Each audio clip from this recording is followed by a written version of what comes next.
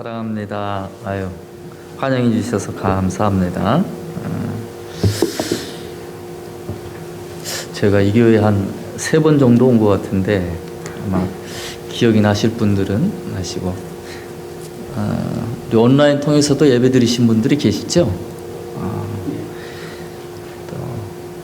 그래서 또 얼굴은 또 비해야 될 것 같으니까, 여러분들이 다 마스크 쓰셨으니까 제가 벗어도 될 것 같습니다.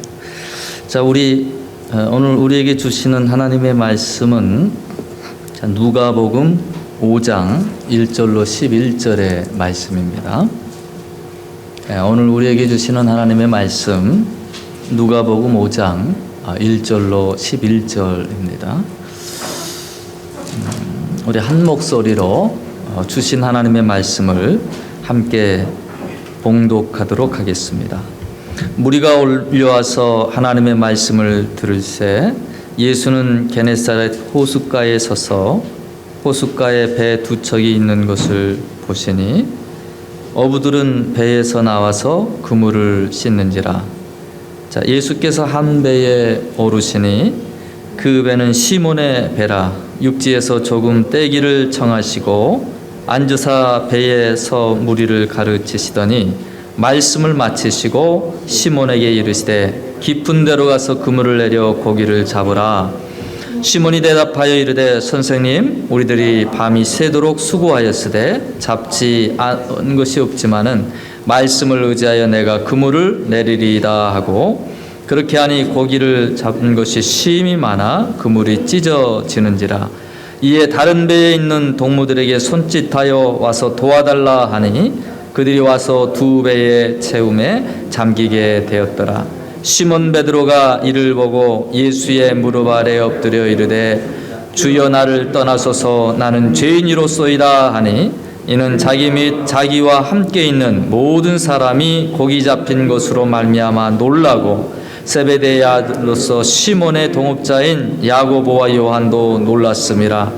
예수께서 시몬에게 이르시되 두려워하지 말라. 이제후로는 내가 사람을 취하리라 하시니 그들이 배들을 육지에 대고 모든 것을 버려두고 예수를 따르니라. 아멘. 기도하겠습니다.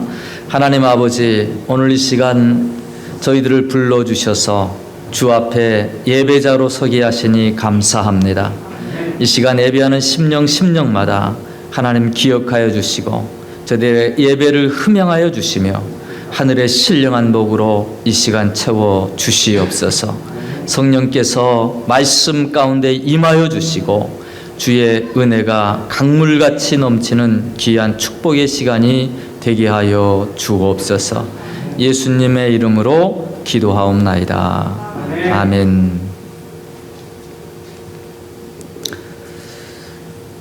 자, 예수님이 가시는 곳에는 언제나 어느 곳에나 많은 사람들이 이제 모이기 시작합니다. 예수의 소문이 각지에 퍼지게 되었습니다. 어떤 사람은 천국 복음 듣고 싶어 나온 사람도 있고, 또 어떤 사람은 병 고침을 받기 위해 나온 사람도 있었고, 또 어떤 사람은 먹을 것을 얻고자 그렇게 나온 사람들도 있었습니다. 오늘 이 본문의 말씀에 갈릴리 해변에서 예수님께서 복음을 증거하실 때에 청중들이 많이 모였다라고 그랬습니다. 사람들이 밀려들어 가지고 인산인해를 이루었습니다. 예수님께서 그 많은 인파로 인해서 베드로의 배를 잠깐 빌리셔 가지고 그 배를 강단 삼아 약간 무태서 떼시고 그리고 복음을 증거하십니다. 그런데 이 배의 주인이었던 베드로, 사실 이 베드로는 밤이 맞도록 밤새도록 고기를 잡았는데 말씀에 보니까 한 마리의 고기도 잡지 못했다라고 그랬어요. 지금 베드로가 뭐 취미 삼아서 레저 활동하고 있는 거 아닙니다. 집에서는 가족들이 베드로가 돌아오기를, 또 많은 것을 잡아가지고 먹을 것을 가지고 돌아오기를 바라는 가족들이 기다리고 있어요. 한 마리도 잡지 못했으니 얼마나 절망감이 있겠습니까? 또 실망감이 가득했겠어요? 그렇게 그물을 싣고 있던 빈 그물을 싣고 있던 이 베드로, 예수님께서 베드로를 찾아가십니다. 그리고 내가 내 배를 쓸 수 있겠느냐 물으시고 그 배를 강단으로 사용하셨습니다. 놀라운 것은 나중에 이 베드로의 배가 예수님께서 깊은 곳에 가서 그물을 내리라 말씀하실 때에 그 말씀에 순종했더니 엄청나게 많은 고기가, 분명히 방금 전까지도 하나도 잡지 못해서 이제 정리하고 있던 그 배가 만선이 되는 귀한 축복을 누리게 되었다라는 것입니다. 2022년 새해가 밝았습니다. 2021년 코로나로 인해서 정말로 많은 우리 소상공인들이 어려움을 당하고 가게가 문을 닫고 지금도 이 코비드 19이 끝나지 않아서 보이지 않는 가운데에서도 많은 분들이 어려움을 당하고 있습니다. 바라기는 2022년 한 해는, 새롭게 열린 이 새해는 베드로의 빈배처럼 우리가 비록 2021년에 많이 어두운 시간을 보냈지만 그러나 주님께서 우리 배에, 우리의 인생에 임하여 주시고 만선으로 가득가득 채워주시는 귀한 축복의 은혜가 저와 여러분의 삶 가운데 임하게 되기를 간절히 축원합니다. 오늘 베드로를 부르셔서 한 마리 고기도 잡지 못한 그 베드로를 부르셔서 만선으로 채우시는 이 주님의 축복의 기적 가운데 어찌 보면은 주님의 축복의 루틴이 나와 있습니다. 주님의 축복의 원리가 이 가운데 숨어져 있습니다. 우리가 때때로 축복으로 다가오시는 주님이신데 그 축복의 주님이 어떤 모습으로 우리에게 다가오신지를 몰라서 잘못된 모습으로 그 축복의 주님을 밀어낼 때가 있고 거부할 때가 있다라는 것입니다. 오늘 이 본문의 말씀을 통해 우리는 주님의 축복의 원리를 다시 한번 돌이켜보면서 2021년 한 해 주님의 축복이 우리의 가정에, 우리의 산업에, 또 우리의 삶 가운데 풍족하게 되어지는 그런 은혜를 나누기를 원합니다. 첫 번째로 주님의 축복의 원리는요, 주님은 우리의 것을 사용하셔서 축복해 주신다라고 하는 사실입니다. 주님이 무엇을 사용하신다고요? 우리의 것을 사용하셔서 축복해 주신다라는 거예요. 물론 천지를 창조하신 하나님, 말씀 한마디로 우주 만물을 창조하신 그 하나님, 무에서 유를 얼마든지 창조하실 수 있는 분이십니다. 근데 많은 주님의 축복의 장소에, 기적의 장소에 가보면 의외로 주님은 우리에게서 그 축복의 요인들을, 축복의 도구들을 찾으신다라는 거예요. 사실상 우리는 내가 가지고 있는 것인데도 불구하고 귀한 것인 줄을 몰라요. 값진 것인 줄을 몰라요. 그래서 주님께서는 찾아오셔서 내가 쓸모없다라고 생각하는 것, 내가 가짠다라고 생각하는 그것들을 주님의 도구로 붙잡으셔서 사용하시고, 그리고 그거를 통하여 하나님의 위대함을 나타내신다라고 하는 사실입니다. 오늘 어찌 보면 주님이 사용하셨던 이 베드로의 빈배, 보잘것없습니다. 작은 돛담배에 불과합니다. 옛날에 조선업이 얼마나 많이 발전했겠습니까? 고기 잡는 배, 조그마한 배지요.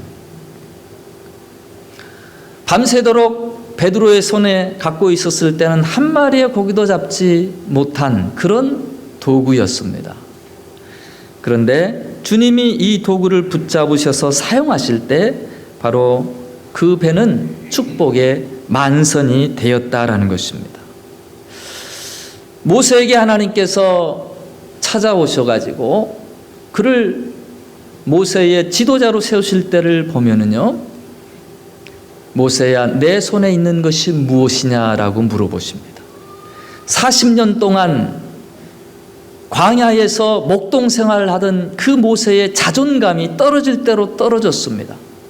애굽의 궁정에서 화려한 생활을 하다가 어찌 보면 사업이 다 망한 것처럼, 부도난 것처럼 그의 신분도 지위도 가진 것도 다 내려놓고 도망자의 신세가 돼서 사막 가운데 피신했는데 그곳에서도 목동을 하고 있습니다. 냄새 나는 가축들을 돌보고 있습니다. 자기의 신세가 얼마나 초라했겠어요. 자기의 자존감이 얼마나 상처를 입었겠습니까? 하나님이 떨기나무 불꽃 가운데 나타나십니다. 그리고 그를 이스라엘 백성을 구원하는 그런 사명자로 구국 사명을 하나님께서 주시고자 원하셨습니다. 그때 모세가 한 말이 뭡니까? 내 입은 둔하고 내 입술 뻣뻣하오니 하나님 보낼 만한 자를 보내소서. 과거에는 애굽의 모든 학문을 접하고 지위가 있어서 다른 사람 앞에 나서기를 좋아해서 혈기를 부리기도 했고 그래서 살인까지 저질렀던 모세 아니었습니까? 근데 이제는 내 입술이 둔하고 내 혀가 뻣뻣하니 하나님 보낼 만한 자를 보내소서라고 이야기합니다. 그만큼 자존감이 떨어졌어요. 자신감을 잃어버렸습니다. 하나님이 그를 회복시킨 과정을 보세요. 내 손에 있는 것이 무엇이냐? 모세 손에는 말라 비뚤어진 양을 쳤던 그 목동에 지팡이가 있었습니다. 그것을 땅에 던지라. 땅에 던졌더니 뱀이 됐어요. 꼬리를 잡으라 했더니 다시 막대기가 됐습니다. 그것이 능력의 지팡이로 바뀐 거예요. 모세의 나머지 하나님의 사명을 감당할 때 늘 그와 함께 있으며 이 지팡이는 홍해를 가르고 하나님의 능력의 지팡이로 쓰임 받았다라고 하는 사실입니다. 모세의 손에 있을 때는 그것은 한낱 불과한 마른 막대기에 불과하였지만 여러분 하나님의 도구되니 그것은 능력의 지팡이가 된 것입니다. 하나님께서 때때로 우리에게 찾아오셔서 우리를 사용하기를 원하십니다. 연말만 되면 또 연초가 되면 교회에서 재직들을 임명하시는데 그때마다 꼭 한 번씩 겪는 문제가 제가 부족해서 도저히 못 감당하겠습니다. 주일학교 교사를 하든 또 찬양대를 쓰던 성가대를 하든 구역장을 시킬 때에 꼭 한두 분은 제가 정말 못하겠어요. 저 같은 사람이 어떻게 하나님의 일을 감당합니까? 못하겠습니다. 두려워하시는 분들을 많이 뵙니다. 저도 목사 안수를 받을 때 저의 동기들보다는 한참을 늦게 목사 안수를 받았어요. 왜 그런가 하니 제가 저 자신을 아는데 하나님의 거룩한 사역을 감당한다는 그 온전하지 못한 모습을 제가 너무나도 잘 알기 때문에 아직까지는 부족합니다. 제가 조금만 더 지나서 다음 해에 받겠습니다. 다음 해에 받겠습니다. 근데 자꾸 늦어지는 거예요. 어느 날 한 선배 목사님이 부르셔서 네가 온전해서 목사 안수를 받을 수 있겠느냐? 그렇게 받고 싶으냐? 물어보시더라고요. 그러더니 그러면 너는 평생을 목사 안수 받을 수가 없다 그러는 거예요. 내가 온전해서 하나님의 일을 감당할 수 있는 자가 된다라면 너는 평생의 시간이 지나도 감당할 수 없다. 있는 모습 그대로 하나님의 붙들림 받으면 하나님이 붙잡으셔서 사용하시는 도구가 되면 능력의 지팡이도 되는 것이고 하나님의 능력의 도구가 되는 것입니다. 여러분 하나님이 나를 찾아오시고 나의 작은 것이라도 붙잡으셔서 사용하겠다라고 말씀하실 때에 부끄러워하지 마세요. 초라해하지 마세요. 나는 부족하지만 나를 붙드신 이는 능력의 주님이시기 때문입니다.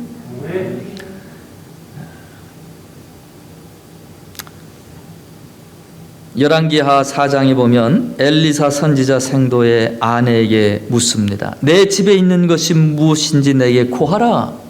기름 한 그릇뿐이니이다. 이웃에게 그릇을 빌려 그곳에 기름을 부으라. 엄청난 기름이 끝없이 쏟아져 나왔습니다. 자기 집에는 한 그릇 한 병에 기름밖에 없다라고, 이것밖에 없다라고 생각한 그것, 그러나 주님이 사용하시니까 거기서 끝없이 쏟아지는 기름이 되었고 축복의 통로가 되었다라는 것입니다. 여러분, 주님이 우리에게 찾아오셔서 무언가를 쓰시고자 할 때가 있습니다. 그럴 때마다 그것이 바로 축복의 시작점임을 우리가 알 수 있어야 합니다. 작은 것이라 할지라도 주님 앞에 내어놓을 수 있어야 됩니다. 주님이 쓰시기 시작하면 바로 그때가 축복의 시작점이 되기 때문입니다. 자, 두 번째로 주님의 축복의 원리는, 여러분, 주님은 우리를 깊은 곳으로 이끄셔서 축복해 주신다라고 하는 사실입니다. 주님이 어디로 인도하신다고요? 깊은 곳으로 인도해 주신다라는 거예요. 여기에서 이 깊은 곳은 멀리 떨어진 곳이기 때문에 해변에서 태풍의 위협도 있고요, 또 수심이 깊고에 어부들이 무서워할 수도 있는 그런 장소입니다. 그래서 많은 사람들이 깊은 곳이 무서워서 얕은 물가에 머무르려고 합니다. 제가 어렸을 때 그 수영을 배우지 않았을 때인데 늘 얕은 물가에서 땅 짚고 헤엄을 쳤어요. 다른 친구들은 깊은 곳에서 수영을 즐기고 있을 때 저는 아직 수영을 배우지 않아서 땅을 짚고 헤엄을 치면은요, 수영 잘하는 사람과 별반 다르지 않습니다. 비슷해요. 저는 수영하기 쉽고 몸도 시원하고, 그래서 계속 땀 짚고 헤엄을 치고 있었는데 어느 날 저희 형님이 부르더라고요. 너 수영 배우고 싶지? 배우고 싶다고. 그랬더니 가르쳐 준다는 거예요. 그래서 제 손을 잡고 점점 깊은 곳으로 가는 거예요. 점점 깊은 곳으로 가니까 얼마나 무서웠겠습니까? 얼굴이 파랗게 질리면서 붙잡을 것은 오직 저희 형님의 손, 절대 놓치지 않으려고 꽉 잡았습니다. 점점 깊은 곳으로 가더니 수영을 배우려면 물 위에 뜨려고 하지 말고 물속 깊이 들어가라는 거예요. 그러면서 세상에 제가 꽉 잡고 있던 그 손을 뿌리쳐버려가지고 물속에다가 쳐박는 거예요. 믿었던 형님이 세상에 이럴 수가 있습니까? 이게 무슨 일이냐고 막 바둥바둥 하면서 살려달라고. 근데 깊은 곳을 들어가라는 거예요. 숨을 크게 마시고 들어가라는 거예요. 그래서 한번 숨을 크게 마시고 들어갔는데 세상에 물속에 들어가니까 뭐 팔을 젓는 대로 다리를 휘젓는 대로 몸이 나아가더라고요. 그러면서 수영을 저는 배우기 시작했습니다. 여러분은 어떻게 수영을 배우기 시작했는지 모르겠습니다만 저는 그렇게 배웠어요. 두려웠습니다. 무서웠습니다. 그래서 저의 형님의 손을 꼭 잡고 놓지 않으려고 했었습니다. 근데 물속에 들어가니까 수영이 되더라라는 거예요. 여러분, 때때로 우리 주님께서 깊은 곳으로 가자라고 이끄실 때가 있다라는 거예요. 얕은 물가에서만 머물지 말고 깊은 곳으로 가자라고 그렇게 우리를 이끄신다라는 것입니다. 신앙생활 가운데에서도 얕은 물에만, 안전한 곳에만 머물러 있어서는 성장할 수가 없습니다. 때로 주님은 폭풍도 허락하십니다. 고난의 쓴 잔도 마시게 하십니다. 그러나 그곳에서 세상이 줄 수 없는 하나님의 위로와 평강을 또한 만나게 하시고 능력의 주님을 만나게 하신다라는 거예요. 우리는 두려움의 장소기에 깊이 하려고 하지만 여러분, 주님을 만났던, 깊이 있게 만났던 사람들의 간증을 들어보세요. 그들의 나눔의 이야기를 들어보셨어요. 그들이 언제 주님을 깊이 있게 만났고 주님의 은혜를 깊이 있게 체험했느냐라고 물어보면 대부분이 평범한 삶을 살았을 때보다도, 안전된 삶을 살았을 때보다도 힘들고 어려운 역경의 때를 만나고 그때에 주님밖에 의지할 뿐이었습니다. 주님의 손을 놓치지 않으려고 주를 찾고 주를 붙들었던 그 시기에 주님을 만나게 되고 주의 은혜를 경험하게 됐다라고 고백하는 사람들을 많이 보았습니다. 여러분, 주님이 우리를 깊은 곳으로 이끄실 때는요, 주님을 더 깊이 있게 만나기를 원하시기 때문입니다. 주님을 더 붙들고 의지하기를 원하시기 때문에 그렇습니다. 주님만 바라봐야 될 때라고 우리를 교훈하시기 위해서입니다. 야고보서에 보니까 주님을 가까이 하는 자를 주님을 가까이 해 주신다라고 그러셨어요. 하나님을 간절히 찾는 자에게 하나님께서 만나 주신다라고 그러셨어요.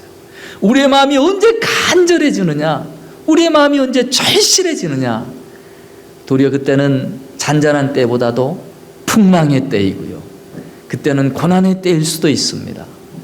그때는 어려움의 때일 수도 있습니다. 여러분, 그런 거로 어려움의 때에 직면했습니까? 깊은 것처럼, 미지의 세계처럼 두려움이 엄습하셨습니까? 그때가 주님이 나를 축복해 주시기 위해서 주님을 바라보라라고 하는 때인 줄로 깨닫고 주님을 찾을 수 있기를 바랍니다. 주님을 붙들 수 있기를 바랍니다. 그때에 주님은 그 시기를 주님을 만나는 때로 만들어 주시고 주님의 축복의 시작점이 되게 하실 줄로 믿습니다.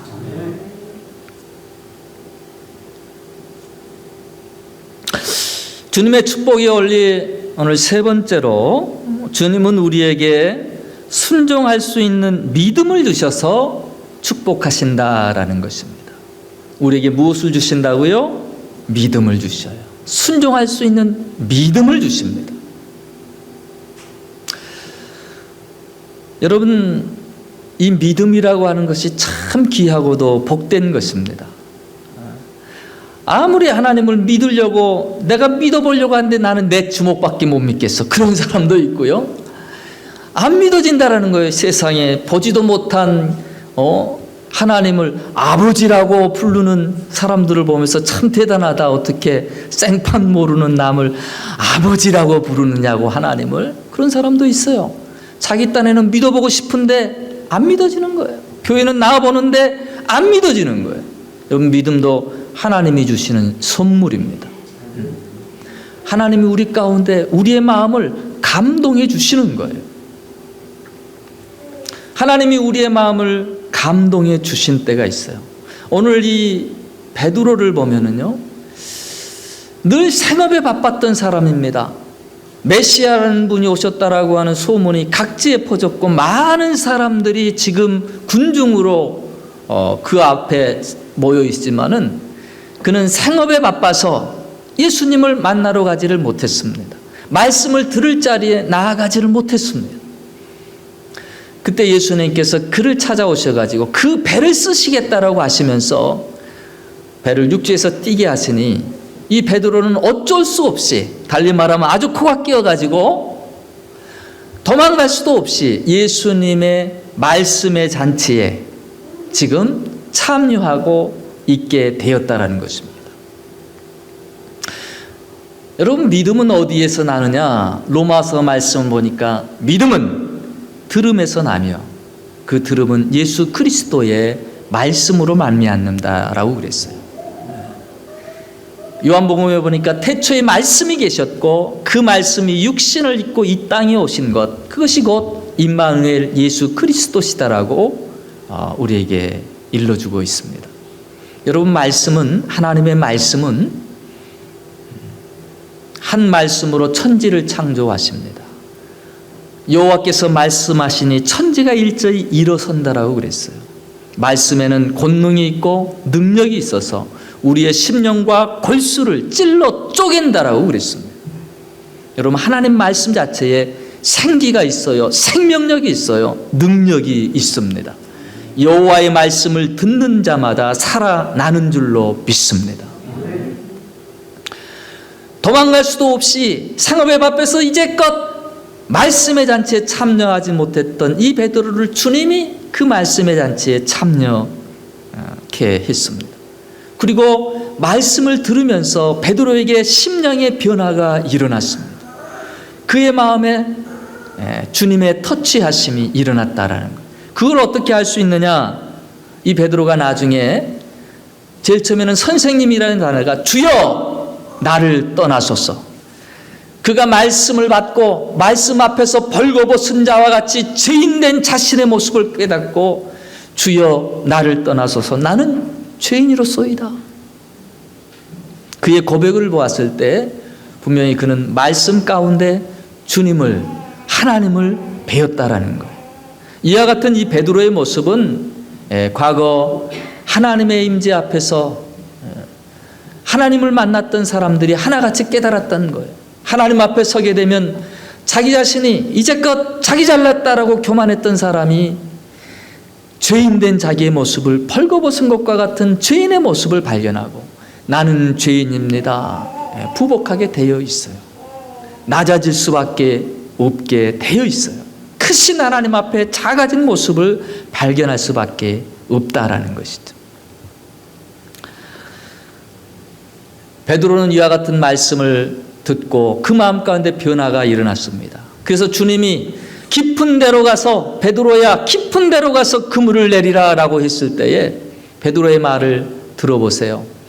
우리가 밤새도록 한 마리의 고기도 잡지 못했지만, 내 생각에는 다시 나간다고 해도, 비록 깊은 곳이라고 해도 그물을 내린다고 해도 그곳에 고기를 잡지 못할 거라고 내 생각은 그렇게 들지만, 내가 말씀에 의지하여 그물을 내리리이다. 베드로의 고백입니다. 내 생각은 아닐 것 같지만 주님이 말씀하신 내가 말씀에 의지하여 그물을 내리리이다. 여러분, 이것이 순종입니다. 때때로 우리가 말씀을 들을 때 하나님이 우리의 마음을 감동하실 때가 있습니다. 베데스다 연못가에서 38년 된 병자가 천사가 내려와서 물을 동할 때 제일 먼저 들어가는 사람이 나음을 입은다라고 그래가지고 38년 동안 그곳에 있었습니다. 근데 물이 동할 때마다 자기가 좀 더 몸이 불편해서 늦게 들어가는 바람에 낫지를 못했어요. 물이 동한 곳, 베데스다 연못가, 그곳에서 주님께서 그를 고쳐주셨습니다. 여러분, 물이 동할 때 우리의 마음을 하나님이 동해 주실 때가 있다라는 거예요. 말씀을 듣는데 내 가슴에 와닿는 말씀이 있어요. 레마의 말씀이라고 그럽니다. 분명히 선포하신 말씀이 있는데 내 귀에 들리고 내 가슴판에 삼기어지는 말씀이 있어요. 불과 같이 방망이 같이 때때로 우리를 부수기도 하시고 낮추시기도 하시며 깨트리기도 하시면서 우리에게 다가오는 레마의 말씀이 있습니다.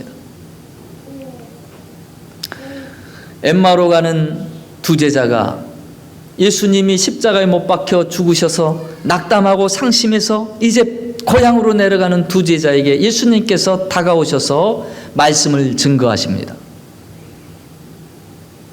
부활하신 그 예수님의 몸, 신령한 몸으로 바뀌셔가지고 어떤 변화가 있었던 것처럼 보입니다. 그 제자들이 자기와 말씀을 나누는 일을 제일 처음에 알아보지 못했어요. 그런데 불현듯 예수님이신 것을 깨닫게 됩니다. 우리가 그분과 말씀을 들을 때에 우리의 마음이 뜨겁지 아니하더냐? 자기의 마음들이, 그들의 마음이 뜨거워졌다라는 거예요.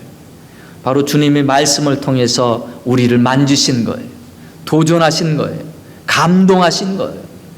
그들 마음 가운데 주님의 만져주심이 임했다라는 것입니다. 그때 눈이 밝아 주님인 것을 깨닫게 되었습니다.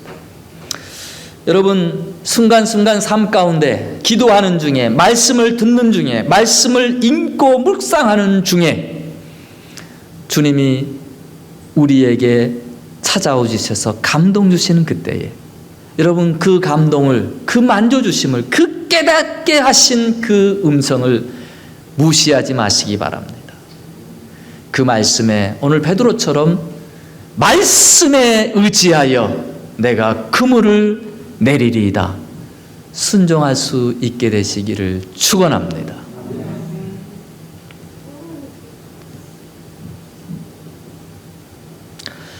신명기 28장 2절에 내가 내 하나님 여호와의 말씀을 듣고 순종하면 이 모든 복이 내게 임하며 미치리니 성읍에서 복을 받고 들에서도 복을 받으리라.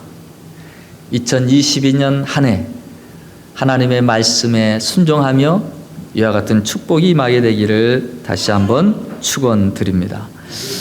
이제 말씀을 맺고자 합니다. 오늘 베드로는 밤새 한 마리의 고기도 잡지 못했습니다.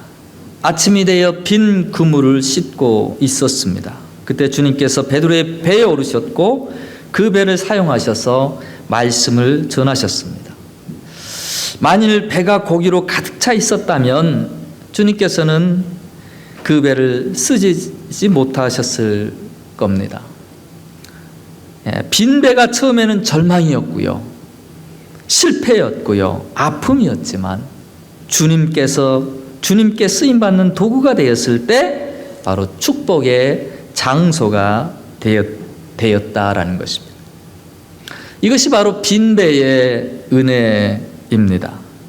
여러분, 빈배 인생이 있습니다.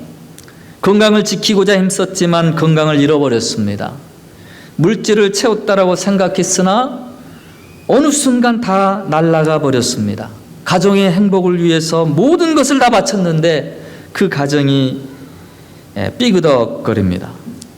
인생을 살면서 그렇게 채우고자 노력했는데 채웠다고 생각한 그때에 비어있는 인생을 발견합니다. 그러나 여러분, 비어있는 것이 또한 은혜입니다. 비어있기 때문에 주님께서 측은히 여겨주셔서 다가와 주실 수 있고요, 또 비어있기 때문에 내 것이 아닌 주님의 것으로 채울 수 있다라는 사실입니다. 여러분, 내 것으로만 가득 차 있었으면 주님이 채우실 것이 없습니다. 내가 잡은 고기로만 가득가득 내 배가 채워졌다라면 나는 교만했을 것이고 그 교만 가운데 주님을 진실되게 만날 수도 없었을 것입니다. 주님을 필요로 하지도 않았을 것입니다. 그러기에 하나님께 나아가며 우리는 낮은 자의 마음을 가져야만 하는 것입니다. 혹 오늘 이 자리에 빈 배에 머무르고 있다라고 생각되시는 분이 있습니까? 절망이 되고 좌절이 되시는 분이 계십니까?